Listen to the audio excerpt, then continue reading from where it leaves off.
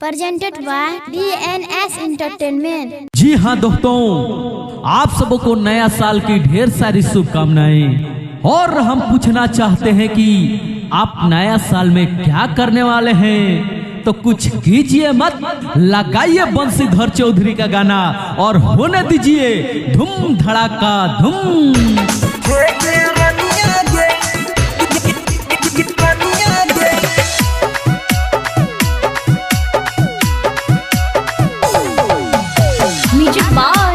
DJ Vikas Sitamarhi.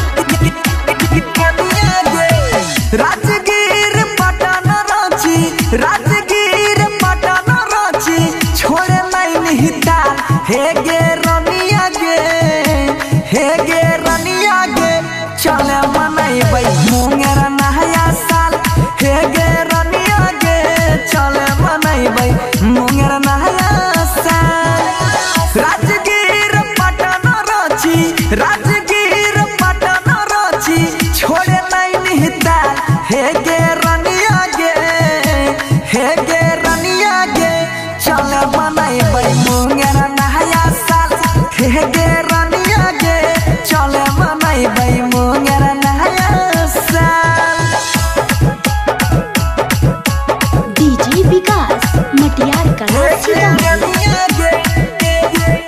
presented by Albina Recording Studio Simran.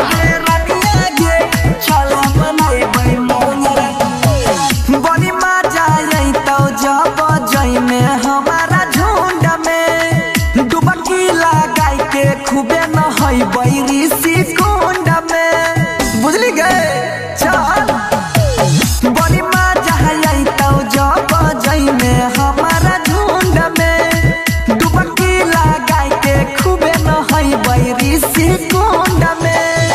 एकरा सोझा कुछो नहीं, एकरा सोझा कुछो नहीं, लहना दन नेपाल।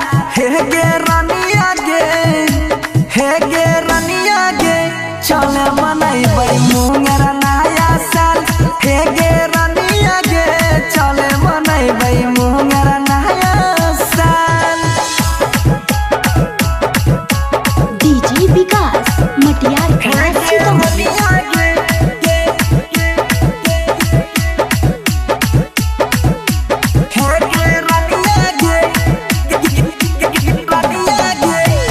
काली पहाड़ नामी चंडिका स्थान गे, दर्शन करैबो बड़ी दुर्गा माई के जान गे। दर्शन करके उद्धार हो जेमे गे।